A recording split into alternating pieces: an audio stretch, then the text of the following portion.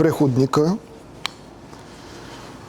и ще разкажем малко той за какво служи, какво ще помогне на хората, които практикуват ван-лайф. Така, значи почвам от концепцията каква е и нататък ще развия, нали, другата част. Ако имате акумулатори, които са, този специално е 200 ампер часа литиево-ионен, но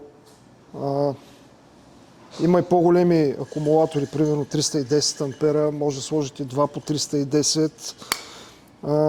Това какво ви помага и какво почва да ви пречи?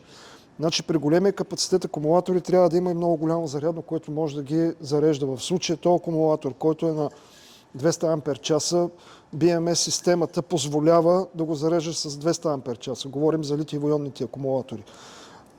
Обикновено не се зареждат, нали, с толкова голям ток. Това е заради сеченията на самите кабели.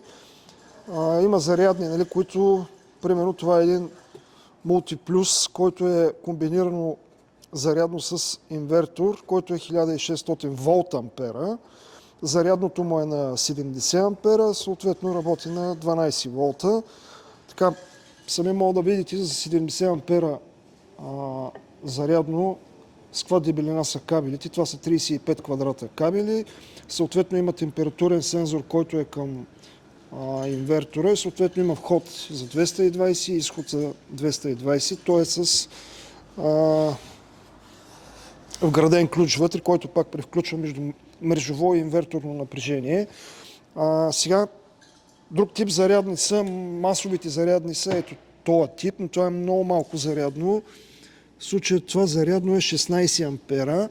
Значи ако този акумулатор трябва да бъде зареден с 16 ампера, може би ще седи 10 часа 160, около, да речем, 24 часа това зарядно ще успее да зареди този акумулатор.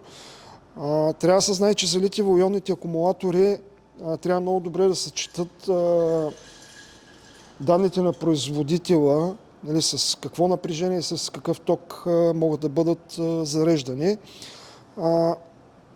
Тук имаш избор на режим, отвътре има микропревключвател, който може да превключва режимите на какъв тип акумулатор работи, докато тук се създава софтуерно. Се правят настройките на самия мултиплюс. Сега хората, които живеят в буса, нали, или прекарват доста дълго време, зимно време виждат много големи проблеми с тока. Давам за пример Сашо, нали, който в момента е в Доломитите. Неговата система е на Renogy с 200 ампер часа литиево-ионни акумулатори. Значи той живее и работи вътре. Не може да изкара повече от 24 часа без слънце. Така, сега, тук сме намерили едно решение,